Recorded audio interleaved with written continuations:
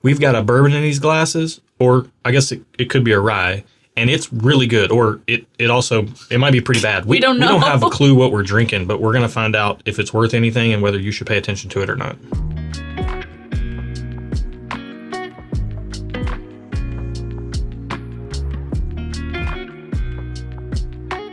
Welcome to Stuff and Whiskey. I'm Erin. I'm Josh. We are back with another Pours Unknown, which means what we're drinking is unknown to us. Yeah. This pour is unknown. Super clever title. It's been drawn at random from our blind sample pool, full of a bunch of bourbons and ryes, most of which we've never had before, so there's no familiarity. Mm-hmm. Could be almost anything. Could be very expensive, very inexpensive, hard to find, easy to find. We don't know. We just let the glass speak to us. We relay that information to you, and our reactions serve as your review. Let's get right into it. On the nose, what do you think? It smells like whiskey.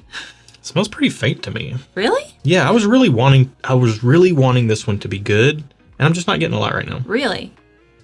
I mean, I'm getting a lot of ethanol. Okay. I'm getting a little more on the second sip. Second sniff. It's smelling sweet, very sweet and bourbony to me. I'm going to go out on a limb and say it smells like it will taste bitter. I could see that. Do you think that's because of the little edge it has? Perhaps. I'm getting some oak on the nose. Everything's really faint and muted, though. Let's get it on. I'm not disliking the nose, but I'm not loving it either. It's not the type of glass. Yeah, it's fine. It's not the type of glass I would want to sit around and smell. It doesn't smell deep and dark and rich like I think like you typically tend to lean towards when you smell something. Let's get it on the palate. It does taste a little bitter. Kind of like a cranberry with just the tartness and no sweetness. Yeah, it's definitely not as sweet as I would like it to be. There's sweetness on the back end, though. Yeah. Oh, yeah. Actually, on the finish. It's kind of setting in now. Mm-hmm. That's wild. As soon as you said that happened. It's not at first. Why did you put cranberry in my head? Because now I'm feeling like what's the ocean spray? Grape. There's all kinds of cranberry juice. It's almost like that. It's like a cranberry juice cocktail. Yeah, it's almost like that. But it's not as sweet as that. No, not at all. It's got the tartness up front, I think, that a cranberry gives you. And then there is a sweetness, but it's almost like a artificial sweetness to me, kind of like sugar-free candy. I could see that, yeah. Going back to the nose now, I'm getting that kind of cranberry, fruit forwardness, vanilla, oak. Those are pretty much the predominant things on the nose. Let's get back in on the palate. Okay. Got a little popsicle stickiness. The finish on this is really nice for what it is. I mean, it's kind of the things that it is. It's not doing a lot of twists and turns, but it is saturating the back of my palate. It is sweet, fruity sweet. It seems like a fruit-forward sweet bourbon. Yeah. It's fairly bright, and I think I'm finding that I don't love super bright whiskeys. Yeah? Yeah. You like it dark and moody? I kind of like it dark and moody. I'm just in my dark and moody vibes, you know? Yeah, I don't know. I think that I can get that, but I do think that there is some depth there through the oak, and the finish is sticking around on the back of my palate. Like it is it's linging out. It's lingering, it's hanging out. Oh. And that turned into linging out. Oh, wow. But yeah, it's just linging back there. It's linging. It's linging. It's a linger. Yeah, I think the finish does surprise me in a good way. The rest of it, though. Yeah, I mean, I find this quite enjoyable. This is the type of thing that for me, it could be something that I could drink if I was just wanting something in my glass and didn't want to pay much attention to it, but I wanted to just have something generally sweet and enjoyable.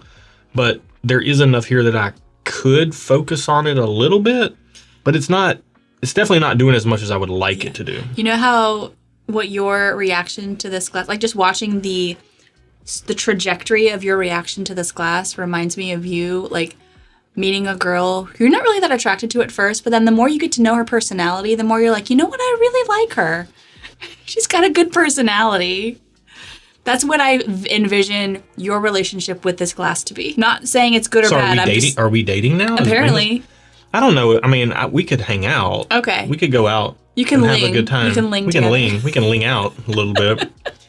No, I think it's like, I've been meaning to do this more on the channel, but like correlating whiskey to music. Okay. Let's do it real quick, and then I need to get my rating before I forget And this is the type of thing that there are a lot of times this is a song I would put on in the background when I was driving and just wanted to set a mood, but I didn't really want to pay attention to the musicality or anything. Would this be a daytime drive or a nighttime drive drink? I mean, don't drink and drive. Right. But I'm saying if you're equating music to driving? Would this be music you're listening to at nighttime Right. with the windows rolled down during the summer? Yeah, I would say that this is maybe like a late afternoon prior to or near sunset. Like on your way home from work? Right. Like if, and this is honestly, you know me. So at night, which is usually when I have a pour, it's usually 8 o'clock or later. I'll sit down and have a glass of something. Yeah. And I usually want it to be a little denser, richer, heavier. And it's after dark, you know, I want something that fits that. This would be, I'm having something at 5 o'clock before dinner, and I just want it to be fairly easygoing. Yeah. But if I did want to pay attention to it, I could. Okay. You know, there's enough interest in there. What's your rating? I can see that. I'm giving this just okay. I do appreciate the finish. That's really nice. The rest of it, there wasn't a lot of flavors that I liked. Like, it was tart. It was a little bit woody. The finish was nice. That's it. So it's just getting just okay. Like, I don't have to have it. I could take it or leave it. Yeah. I'm going to give it a thumbs up. I do like it. I wouldn't mind having a bottle of it. I kind of would like to have a bottle of it, but I think a lot of that's going to depend on the price. We're going to find that out, see if that changes how we feel before we find out what we're drinking. Okay. I would say that I've had a lot of things that deliver this type of experience in that, you know, 30 to 50, even $75 price range.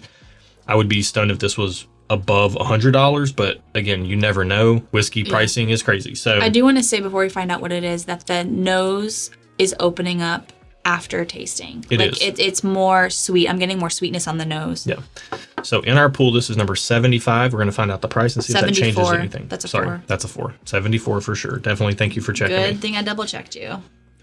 So what did you think this? Oh, you know, like $50, give or take a little bit, seems reasonable to me. I've had stuff that I've paid $75. It kind of fits the same profile. So double 50 is $100. Yeah. I mean, I can't say I'm surprised because of the way it soaks into the back of the palate and the amount of oak I'm gathering on this or picking up on this. But yeah, I'll go down to just okay. I don't need it. I don't need a bottle at $100. I might buy a bottle in a moment of weakness, but I also might see it on the shelf and pass it up now having tasted it. So that's a just okay for me. I could kind of take it or leave it. Okay. I'm feeling thumbs down. Thumbs down. Yeah, I know you. It's just too much money for something I don't really like. Yeah, it's not bad. It's just it's just not like for me. It's just not something I like, so I don't want to pay $100 for it. Right. So I'm going thumbs down. Okay, fair. What are we drinking? We are drinking Bib Tucker 12 year. Oh, wow. This is 99 proof, which I will say for 99 proof, it drinks higher than that. Yeah. Wow. And this is thanks to Joe and Jess Carter. Joe and Jess, thank you guys. Yeah. Wow, I don't know a lot about Bib Tucker. I don't know anything. I've never heard of them before. It's 12 years old. Yeah. That's not nothing, and we were picking up on that oak. Yeah. I feel like for 12 years old, I want it to be darker. I think I'm just, again, I feel like I'm in my dark and moody phase, y'all. Like, I might be into some dark and moody pours. Yeah, I mean, I think that the brightness of the fruit combined with the oak all kind of makes sense for what we know. And a lot of people do talk about Bib Tucker. Okay. I don't have a much knowledge about their product line. I think they may have a couple of different expressions. One that's a little lower age, a little less expensive. This is the 12 year though. Obviously you're going to pay for that age. You know, that doesn't come at no cost. Yeah. So you are paying for a little bit of that. I don't feel like it's an unreasonable price point. I just wouldn't pay it. Right. Well, now having tried it and knowing what it is and not having particular attachment to that brand or bottle or anything, I'm definitely glad that I got to try it. Yeah. I probably would leave it on the shelf, but, you know, it's something that if we went to a restaurant and it was the best thing on the menu and a pour wasn't too expensive, I might grab that. I wouldn't be mad. I'm not mad at drinking this. Yeah. I enjoyed this. Yeah. So, yeah. There you go. If you enjoyed the video, like it, think about subscribing because these blind tastings are what we do over here all the time to eliminate all the bias and hype and labels and price tags and all that. So yeah, get on board if you like that style of thing. Click the bell if you want to know when we're going live. It helps a ton because those float around. We do them once a month, but we would love for you to join us for a pour. And we would also be remiss if we did not tell you about our Patreon community down in the video description below. There's a link. And it is the best community on planet Earth. Facts. We have amazing people who are a part of it. If you like our vibe here, you're going to fit right in. If you care about good people and good whiskey and you prioritize people and relationships over bottles, but you are down to help others and have some help in finding bottles, sharing samples and all that stuff, then our Patreon community is absolutely something you should check out. And that's how you get our barrel picks and our Patreon live streams Yep. and all kinds of stuff that happen over there. And you can check out stuffandwhiskey.com for shirts, apparel, Merchandise. other things. Yeah. I think that's it. That's it for today. Be good to each other, All right. y'all. And until next time, Don't bib your tucker. cheers.